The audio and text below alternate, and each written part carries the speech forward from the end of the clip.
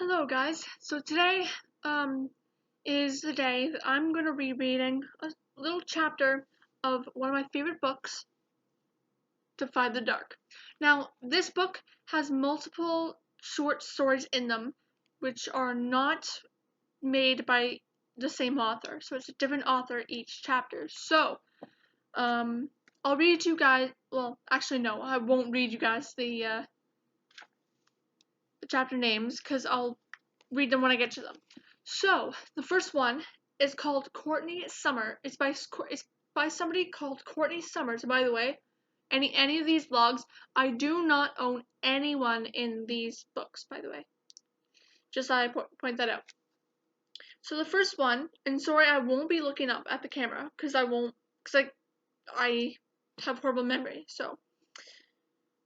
This is by Courtney Summers, and it's called Sleepstalk. And I apologize in advance if I go too fast. I tend to do that. Jed Miller is a sleepwalker. I found out the first night I went to his house. I wanted to break his bedroom window into a million pieces. I had a rock, and it felt good and heavy in my hand at first, but the closer I got to his place, the lighter it became, until finally I was standing on his front lawn, and I wasn't holding anything anymore. It probably would have looked bad to anyone who walked by. Me, standing outside Jed Miller's house, staring at his bedroom window with no rock in my hand to break it. But no one walked by. That's how late it was. It was also cold. Fall was giving itself over to winter, and I could see my breath on the air. I wouldn't have known I was alive otherwise. Ever since my accident, I've been so empty. I couldn't feel anything. My parents kept telling me it could change if I just started making the effort. But they were wrong. I think they were wrong. The emptiness had to change on its own, and that night it did. It became an itch. The itch made me pace for hours. It made me shove my knuckles into my mouth. It made my teeth bite down. It made me crawl out of my bedroom window. I had edged over the sill and jumped to the ground without hurting myself. I could have crept down the hall and left through the front door. I had the house key in my pocket for when I got back. But the window seemed right, because it was the kind of thing I had done before, and I was trying to remember what that felt like. It was hard. I had to rewind past the Jed parts to do it, except when I got past the soundless, fast reverse of it in my head, the tape would stop, and if I tried to go back any farther, it was blank. Once my feet were on the ground, I picked up a rock from our flower bed. I walked the streets with it, trying to make sense of this new feeling invading my bones, disturbing my cells. After months of nothing, it was this scream inside me, begging to get out, and I had to swallow to keep it down. I didn't run into anyone else. The whole world seemed dead, and for a moment I really thought it was. I tossed the rock into the road just to hear something. The clatter of it was too loud, and it made me wince. I should tell the truth. No one will believe me, but I didn't know I was heading to Jed Miller's house. Not that first time. I was told to stay away from him, and, for the most part, I did. And if I didn't know I was heading to Jed Miller's house, that means I didn't set out to break his window either. It's just when I got there, I wish I had. Broken his window, that is. Because I wanted him to see me. I wanted to see him. I wasn't wearing a jacket that first night. I crossed my arms and watched wisps of clouds drift across the sky. They were so faint, the stars shone through them. The moon was close to full, and for as late as it was, I could see everything. It was that kind of night, clear. Nothing happened until something did. The front door opened. The subtle click of a lock releasing interrupted the quietness all around me, and the Miller's front door swung out. I was already still, but I made myself go even stiller than that. I stopped breathing. A boy stepped outside. It could have been anyone. It could have been Mr. Miller. It could have been Jed's older brother Eric. But it wasn't. It was Jed. He stood there and turned his face to me. It was like 1,000 knives carved themselves into my skin. I worried I'd bleed out right there, while we stared at each other, and that would be the end of me. My lungs hurt. I never thought I'd see him again, face to face, even though we lived in the same town, even though the only distance between us were mere streets. I worried he wasn't happy I was there, that he'd want me to explain myself. I didn't want to explain. I wanted to ask if he thought about me, to see what, if any, emotion flickered across his face when I did. but before I could, he walked down the stone path leading to the street. He passed me and kept walking. The shock of it froze me into place. He saw me, but it was like I was so much part of the landscape. It didn't matter that I was there. It should have mattered. Nothing should have mattered more. I opened my mouth to call out to him when it hit me. He was sleepwalking. I'd never seen anyone sleepwalk before, but some things you just know. His outfit, low riding pajama pants, a ruffled t-shirt, messed up hair, slippered feet, glazed eyes. He was there, but he wasn't, which meant that I could be there even though I wasn't supposed to be. And with that realization, the clear night became even clearer. I could breathe again. I followed him. I chose the opposite side of the street to do it. Each of us claimed our own sidewalk. I wanted space between us because I was still overcome with the fragility of our closeness.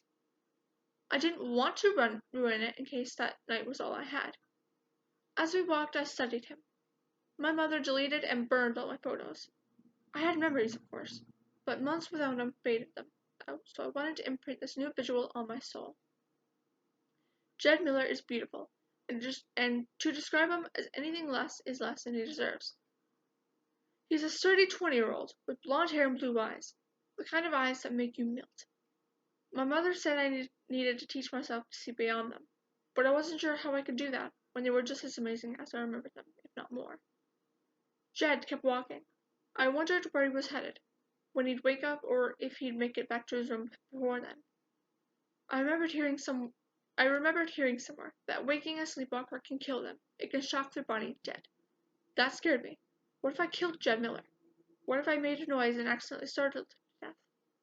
I never hurt Jed unless I had to. I turned away and left him, and yes, it was the hardest thing I'd ever done if it wasn't the first time I'd ever done it. I took a shortcut to the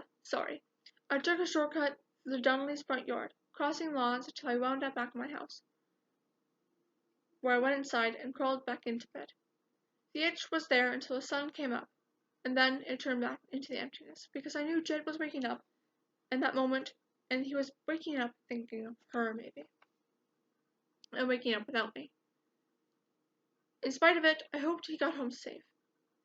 Since my accident, everything is different. I don't go to school. I don't see Jed. There are no more days. No one would believe me, but I tried hard to reconcile with what happened that first night. I tried hard to let it go. I wasn't supposed to be near Jed Miller, so I decided maybe it was the universe's way of helping me make peace with everything that happened, and then I'd move on. Because what were the odds after months of not feeling anything, I'd get that itch that told me to leave the house the same night he just so happened to be sleepwalking. I also tried to convince myself the itch that displaced my emptiness was a fluke, that it wasn't the universe, that I should take what I got and not get too greedy. But I couldn't help myself. In the end, I went to Jed's house the second night. Everyone would have gotten so upset if they'd known. I dressed for it this time. I put on a jacket and stood outside, waiting, but he didn't come out, so I went home. I also read online, you can't kill a sleepwalker just by waking them. You have to kill a sleepwalker like you kill anyone else. It was a relief, because I didn't want to kill Jed Miller by accident. I also read sleepwalking is sometimes exaggerated by stress, and then I started to hope maybe he was worried about me. He was thinking about me. The last time we saw each other was not good, so I could understand how it would torment him. And Jed's life was stressful anyway, what with the pressure of having father in politics and the entire family constantly in the spotlight. Maybe that added to it too. But mostly I bet it was me. I decided I had to be sure. So the third night, I went to his place again. He still didn't come out. I thought I'd lose it. It was something to be there. The itch lessened a little, but it was better when I saw him. I sat on the curb across from his house and waited. I went to the Miller's place sometimes, before, but I had to. I did work on Mr. Miller's last campaign. The local TV station interviewed me, and I told them I'd vote Miller if I was old enough to vote. And after that, I was occasionally asked to introduce the man himself at his rallies and talk about how much my generation believed in everything he said, like it was God's honest truth. The only thing I really believed in was Jed. I don't like politics. Politics is all strategy and secret-keeping and climbing ladders and tearing people apart. However, I got involved in it for Jed, so I had to go over. But it was usually Eric or Mr. or Miss Miller at the door, never him, no matter how much I hoped, until the day it was. We talked before, but only in public, at the kinds of events where everyone is on their best behavior, and no meaningful words could be exchanged, so nothing, we said, meant anything. But even when we had nothing meaningful to say, he knew I loved him.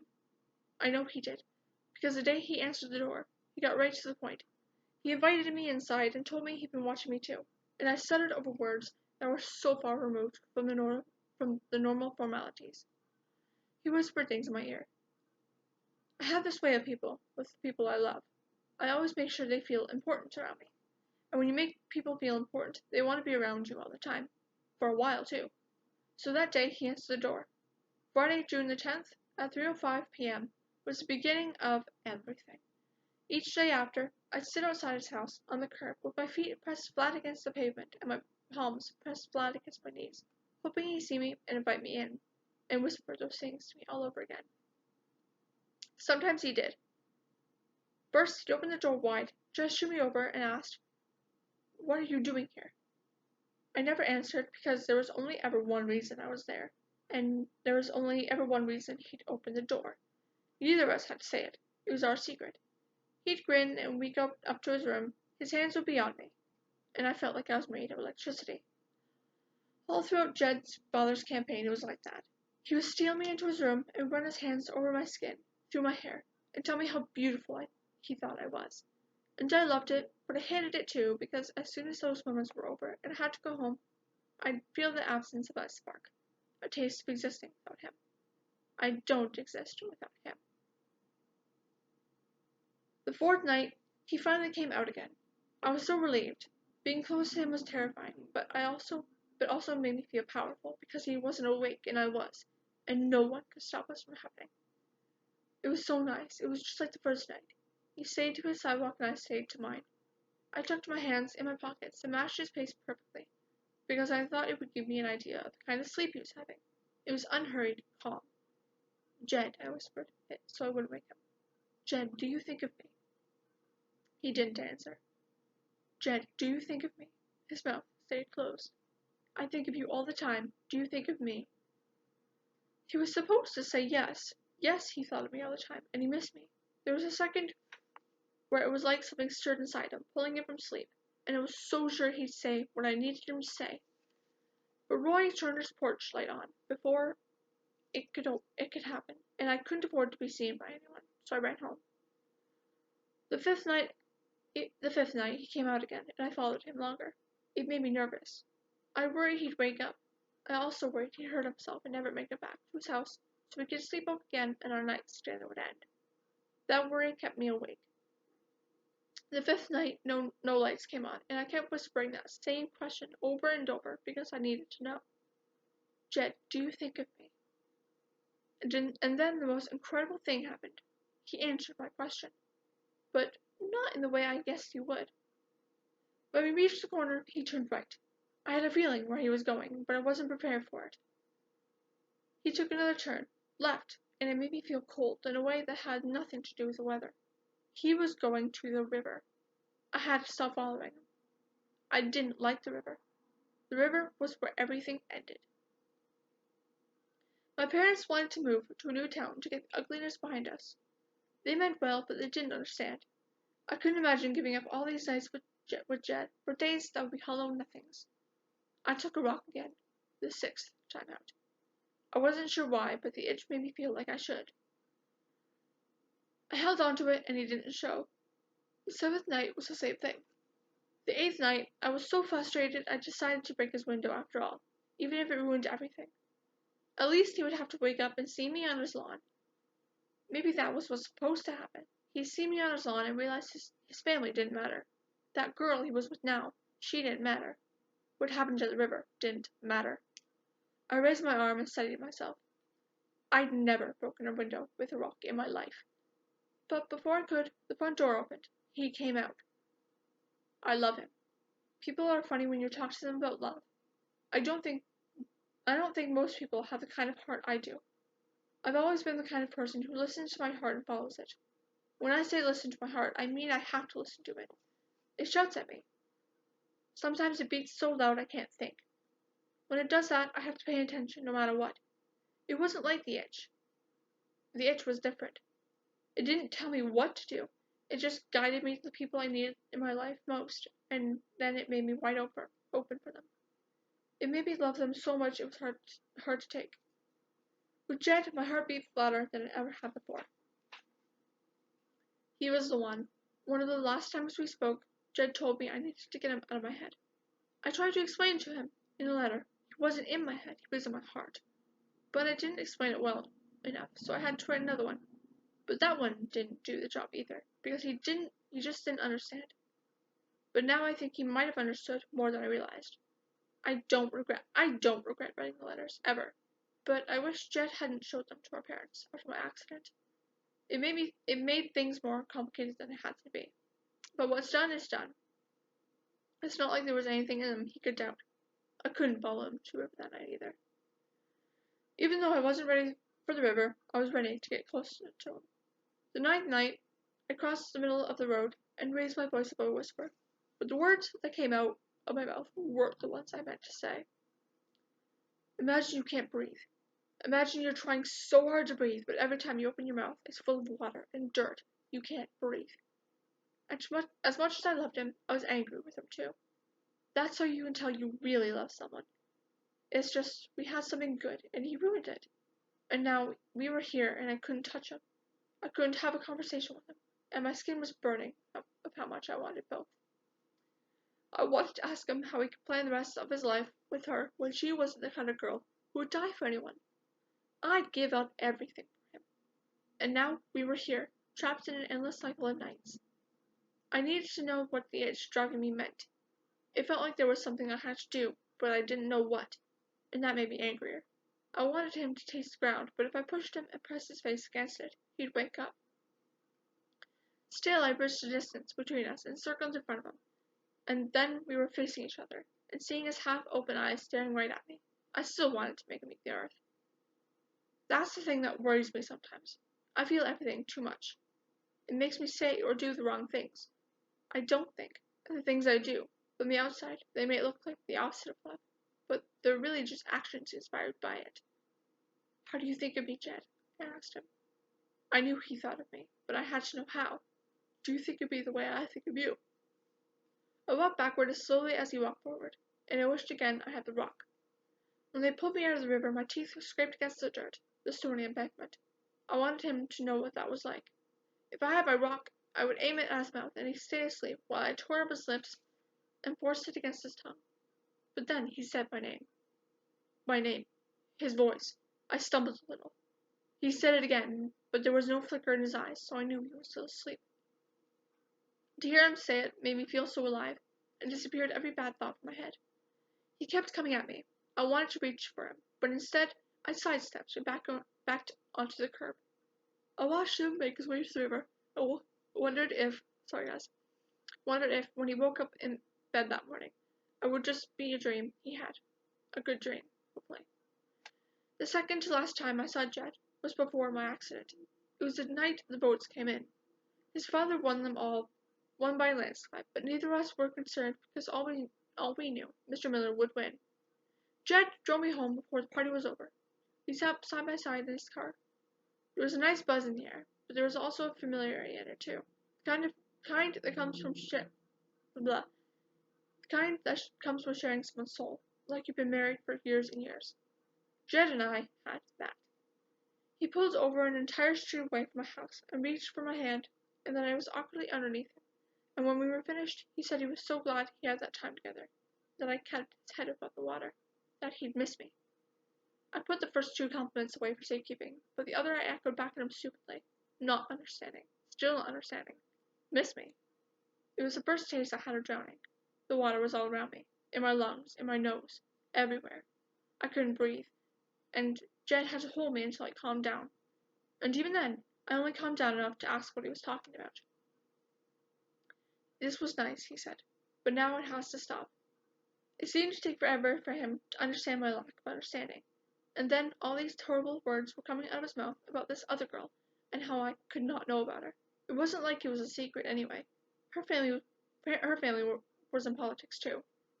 They had been matched. They were in press photos together. It was broadly hinted at, well, everywhere. You had to have known. But love is exclusion. How was I supposed to see her in a picture of him? I said it before, but I don't really like politics. Sorry, tired. Selling your son off to another girl from a family, even higher up the ladder, just because that's what it was. They were selling Jed. They sold him. I screamed when he told me they were engaged, and I couldn't stop screaming. And in that moment, when I was screaming, I could see in his eyes how trapped he felt. Stuck with her, a lifetime of her when it was supposed to be us. I kicked my legs, my arms out, because I knew he didn't want her, couldn't want her. Love is about expression. You have to express it. You can't just let it sit inside you. You have to tell people how you feel. You have to show them or they will never know. So I called him. He didn't answer, but it was just enough for me to call him, so he knew I cared. There were the letters. I wrote the letters. Actually said I wrote them. No emails, no texts, and I sent them. My fevered handwriting had to make him realize how important he was to me. I did everything. I sat outside his house and waited for him to be nodulistic about us, to invite me in. Nothing worked. He could never let on that we meant something to him, ever. I understood that he was in a tighter spot than I was. He felt like he had a lot to lose. Him and his family. He loved me, but he was afraid that he cost them everything. It's a terrible thing when fear overpowers love, and the only way you can reverse it is by shaking a person to their core so that the fog inside their head lifts, and the only thing they're thinking of with is their heart. I should stop calling what happened at the river an accident. Jed's sleepwalking is an expression of love. That's how I know what I'm going to do is right. I decide to go to the river with him, the 10th night, the coldest night. I have no more time to waste. I know after it, Jed won't sleepwalk anymore. There is no way he will open the door and not feel the cold. This is our last chance. I put on my jacket and I put on my gloves. I grab a hefty rock from the garden. I finally understand the edge. I know what I'm supposed to do. I stand outside the house whispering, "Please come out, Jed. Come out, please." After an hour, my voice reaches his ears. He comes out, walking the stone path to the sidewalk, and I walk next to him dangerously close next to him, and he doesn't wake up. And to anyone who sees us, I bet we look like we belong. We belong. He turns 2 corners. Left, right. "Do you think of me?" I tell him. I trudge after him. I'm as ready for this as I was the last time we went to the river, even if it didn't end the way I wanted it to. Then it would this time. The houses on either side of us gradually thin out and become less immaculately cared for. Jed's family avoids the side of town, even though every single house was a vote for his father. I glance into the windows. There are no witnesses. That night, that last night, we saw each other as the river went so wrong for something that started out so right. What happened was I called him, and promised I would stop if he agreed to meet me and talk. He agreed, but said we have to meet somewhere private. I was the one who chose the river. Eventually, Jed and I crossed the street and reached the brush you have to get through to get to the green bridge. His slippers crunch over the dead leaves. He doesn't wake himself, but his sounds scratch at my insides. When we finally step through the clearing, the roar of the water is in our ears. He pauses. "We have to go the rest of the way," I whisper. He hears me. We move. The green bridge is what it sounds like. The metal is painted a washed-out green. Always has been. It overlooks the dam, and it's a walker's bridge. The wooden planks can't support cars, but they hold us. My stomach twists. I step onto it with him. He makes his way to the middle of it. He stops in front of the rail. The last time we were here, it was like this. I was...